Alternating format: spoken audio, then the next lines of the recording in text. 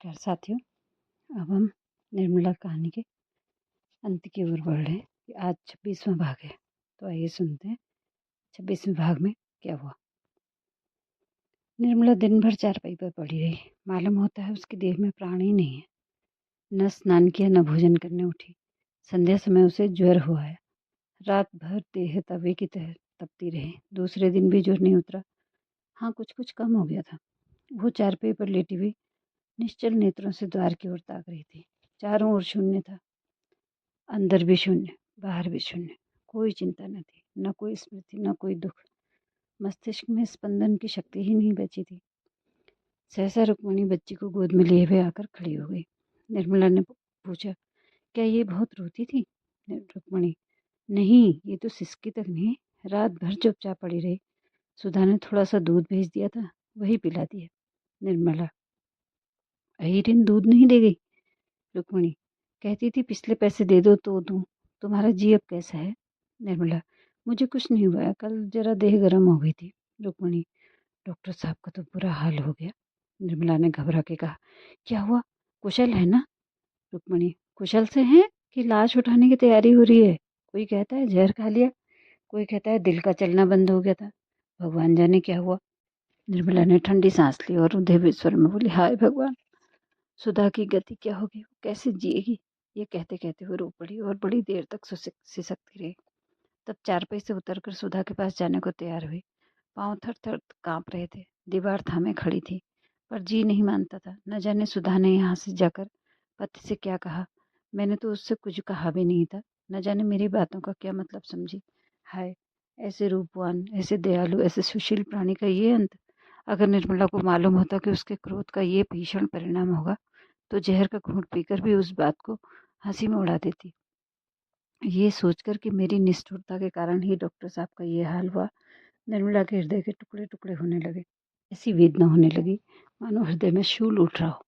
Doctor साहब के घर चली। लाश उठ चुकी थी। बाहर सन्नाटा छाया हुआ था। घर में स्त्रियां जमा थी। सुधा जमीन पर बैठी रो रही थी। निर्मला को देखती वो जोर से चिल्लाकर रो पड़ी और आकर उसकी छाती से लिपट गई। दोनों देर तक रोती रही। जब औरतों की भीड़ कम हुई और एकांत हो गया तो निर्मला ने पूछा, ये क्या हो गया बहन, तुमने क्या कह दिया था? सुधा अपने मन को इसी प्रश्न का उत्तर आज कितनी बार दे चुकी थी। उसका मन जिस उत्तर से शांत हो गया था वही उसने निर्मला को दिया। बोली, चुप भी तो नहीं रह सकती थी बहन, क्रोध की बात पर क्रोध आता ही है। निर्मला, मैंने तो तुमसे कोई ऐसी बात नहीं कही थी। सुधा, तुम कैसे कहती? कह ही नहीं सकती थी, लेकिन उन्होंने जो बात हुई थी वो कह दी थी। उस पर मैंने जो मुंह में है कहा। जब एक बात दिल में आ गई तो उसे हुआ ही समझना चाहिए। अवसर और घात मिले तो वो अवश्य पूरी हो। ये कहकर कोई नहीं निकल सकता कि मैंने तो हंसी की थी।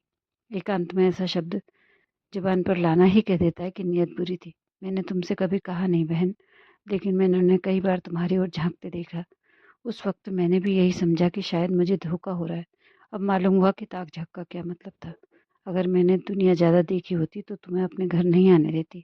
कम से कम तुम पर उनकी निगाह कभी नहीं पड़ने देती।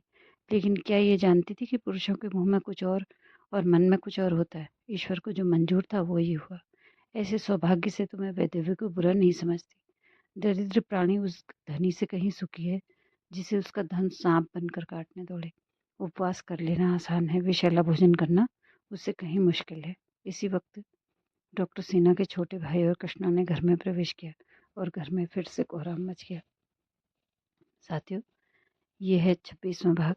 27वां भाग भी छोटा सा है तो इसलिए मैं इसको कहानी को पूरा कर दे रही हूँ। तो सुनते हैं 27वां भाग। एक महीना और गुजर गया। सुधा अपने देवर के साथ तीसरे ही दिन चली गई। अब निर्मला अकेली थी। पहले हंस बोलकर जी बहला लिया करती थी, अब रोना ही एक काम रह गया।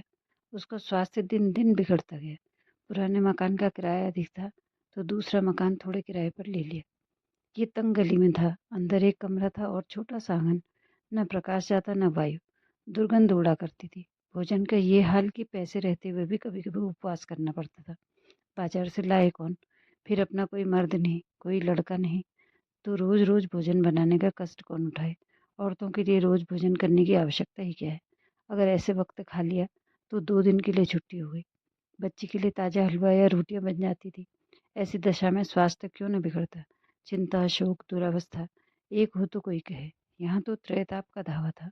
उस पर निर्मला ने दवा खाने की कसम खा ली थी। करती ही क्या, उन थोड़े से रुपयों में दवा की गुंजाइश कहाँ थी। जहाँ भोजन का ठिकाना न था, वहाँ दवा का जिक्र ही क्या, दिन दिन सूखती चली जाती थी। एक दिन रुक्मिणी ने कहा, बहू इस तरह कब तक भुला करोगे? जी ही से जहान है, चलो किसी वैद्य को दिखा लो। निर्मला ने विरक्त भाव से कहा, जिसे रोने ही के लिए जीना हो उसका मर जाना ही अच्छा है। रुक्मिणी, बुलाने से तो मौत नहीं आती। निर्मला, मौत तो बिना बुलाए आती है, बुलाने पर क्यों नहीं आएगी? उसके आने में बहुत दिन नहीं लगेंगे बहन। जे दिन चलती हूँ उतने साल समझ लीजिए। रुक्मिणी, दिल छोटा मत करो बहू, अभी संसार का सुख ही क्या देखा है। निर्मला, अगर संसार का यही सुख है जो इतने दिनों से देख रही हूँ तो उससे जी भर गया।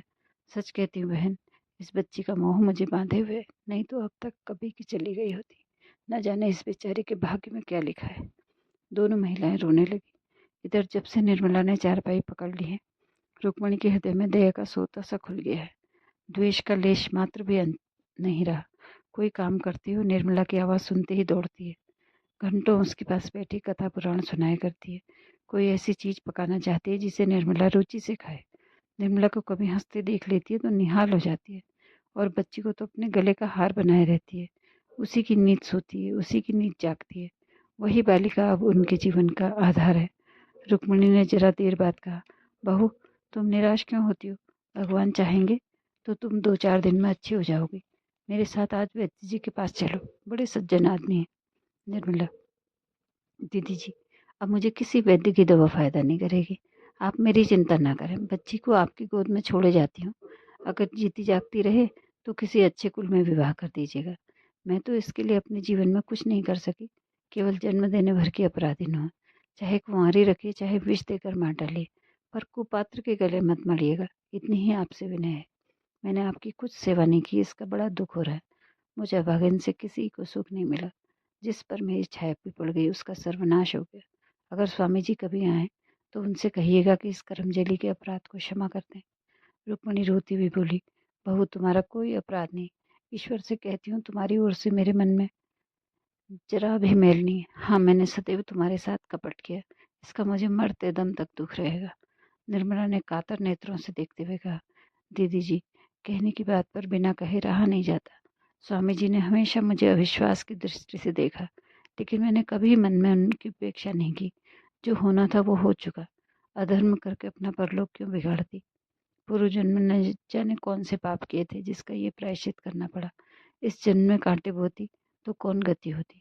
निर्मला की सांस बड़े वेग से चलने लगी, फिर खाट पर लेट गई और बच्ची की ओर ऐसी दृष्टि से देखा जो उसके जीवन की संपूर्ण विपत्ति कथा की बृहद आलोचना थी। वाणी में इतनी सामर्थ्य कहाँ है? 3 दिनों तक निर्मला की आंखों से आंसुओं की धारा बहती रही। वह न किसी से बोलती थी, न किसी की ओर देखती थी, और न किसी की कुछ सुनती थी। बस रोए चली जाती थी। उस वेदना का कौन अनुमान कर सकता है? चौथे दिन संध्या समय वो विपत्ति कथा समाप्त हो गई। उसी समय जब पशु पक्षी अपने बसेरे को लौट रहे थे, निर्मला का प्राण पक्षी भी दिन भर शिकारियों के निशानों, शिकारी चिड़ियों के पंजों और वायु की प्रचंड झोंकों के आहत और व्यथित अपने बसेरे की ओर उड़ चला। मोहल्ले के लोग जमा हो गए। लाश बाहर निकाली गई। कौन दाह करेगा, ये प्रश्न उठा। लोग चिंता में थे कि सहसा एक बूढ़ा पथिक एक बकुचा लटकाए आकर खड़ा हो गया, और यही मुंशी तोताराम थे। तो ये कहानी आपको कैसी लगी अवश्य बताइएगा। नमस्कार।